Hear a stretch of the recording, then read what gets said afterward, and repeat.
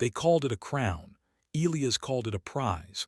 But what no one told him was this: a crown can weigh heavier than iron. And the higher he sat, the further he had to fall. The throne room was no longer a sanctuary. Smoke curled under the doors, shouts rattled the windows, and the sound of fists hammering on iron echoed like war drums. Elias paced in front of the throne, his crown tilted slightly, sweat running down his temple. Around him, nobles whispered in corners, eyes wide, robes clutched tight as if fabric could shield them from the mob outside. Some demanded soldiers, others demanded flight. Few dared to meet Elias' eyes. And then the general entered. He was older than the stones beneath their feet, or so it seemed. His armor bore scratches from wars long forgotten by men Elias' age. His back was stiff, his beard streaked with white, and his eyes, sharp, unflinching, carried the weight of 100 battles. He did not bow, not this time. "My king," he said, his voice steady, "the palace will not hold. The people will break through before dawn." Elias snapped his head toward him. "Then fight harder, raise the gates, call every man to arms. We will not be ruled by peasants." The general stepped closer, slow and deliberate. The hall fell quiet around him. Even the nobles shrank back. "Young king," he said, his tone cutting through the noise like a blade, "you mistake what rules them, not fear, not steel. Hunger rules them, suffering rules them. And you," his eyes narrowed, piercing, "you fed that fire with your pride." Elias' face flushed hot. He opened his mouth, but no words came. The general's voice deepened, each word heavy. "A crown is heavy not because it shines, but because it carries lives beneath it. Every child in the street, every mother at her table, every man at his labor, their weight sits on your head now. And until you see that, you are not their king. You are only a boy wearing metal." The silence after those words was suffocating. Even the pounding of the mob outside seemed to dim for a moment. Elias' chest tightened. His fingers brushed the crown, and for the first time it felt wrong, not like victory, but like chains biting into his skin. His lips trembled. I only wanted them to see my strength," he whispered.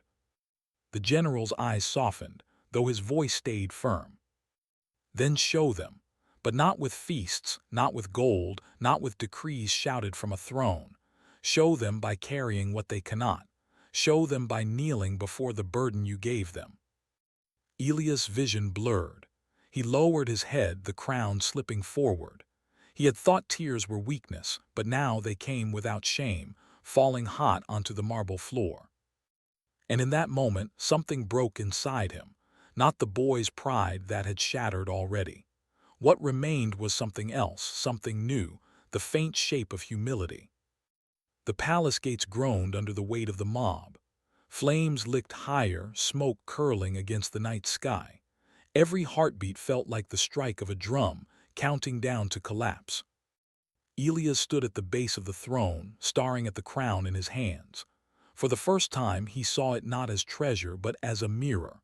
And the reflection staring back was not a king. It was a boy who had mistaken command for care, power for purpose. His fingers clenched tight around the metal, then loosened. He drew a breath that shook his chest, then another. When he finally spoke, his voice trembled but carried. "Open the gates." The nobles gasped. Some shouted, others protested, but Elias' words cut through their panic. The general's eyes narrowed, testing, and then, slowly, he gave the order. The gates creaked wide. The mob surged forward, torches blazing, voices rising in a storm. Guards raised their shields, but Elias stepped between them and the people, his cloak brushing the ground. The crowd stilled, just for a heartbeat. No one expected to see the boy king standing bare before them, crown in hand. Elias raised his voice, rough but clear. "You are hungry, you are tired, and I have been blind." The silence cracked with murmurs, suspicion thick in the air. A stone was hurled, it skidded against the cobbles near his feet. Still, Elias did not move. "I raised your burdens when I should have carried them. I built feasts while you scraped for crumbs. I thought a king's strength was measured by gold. I was wrong." He lifted the crown high, the firelight dancing across its jewels. Then in one motion he sank to his knees. Gasps rippled through the square. Never in memory had a king bowed. "This crown is nothing without you," Elias said. His voice shook, but he pressed on. "So tonight I will not sit above, I will kneel among. And tomorrow the stores of this palace will feed the streets before they feed my table. The taxes I raised will be cut, the debts forgiven. The first hands that eat will not be mine, but yours." For a moment the mob wavered, torn between fury and disbelief. Then the general barked orders and soldiers hauled open the palace stores. Barrels of grain, wheels of cheese, casks of wine rolled into the square. The air shifted. Anger softened into hunger, hunger into stunned relief. Mothers clutched bread, children drank from cups, men lowered their torches. Elias stayed on his knees, his eyes on the ground, crown pressed against his chest. For the first time since his father's death, the hall behind him felt less like a fortress, more like a home. And though no cheers rose, though no voices praised him, Elias felt something stronger than applause stir in the crowd, the first fragile threads of trust. Months passed. The fires of that night became only smoke in memory, but their lesson lingered. The palace, once a place of feasts and gold, now hummed with simpler sounds.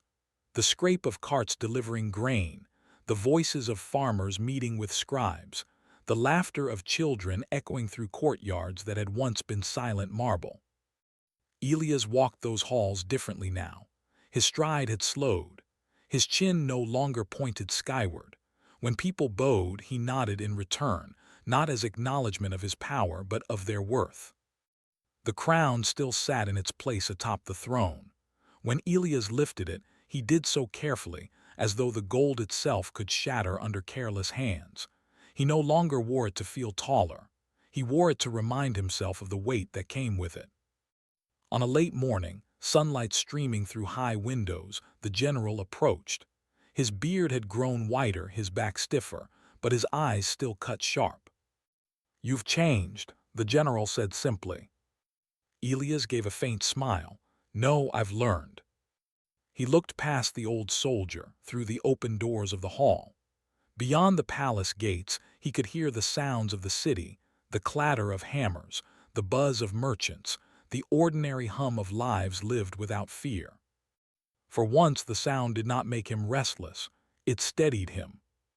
He turned the crown in his hands, the jewels catching light. "I used to think this was mine," he said softly, "but it is. It never was." The general tilted his head. Elias set the crown gently on the throne, his fingers lingering. A crown is never truly owned. It belongs to the people beneath it, and it will always be heavier than it looks. The hall fell quiet. Outside, the city breathed. Inside, Elias stood taller than he ever had, not because the crown made him so, but because humility had rooted him deeper than arrogance ever could. And for the first time since he had first touched that gold, Elias was not pretending to be a king. He was one.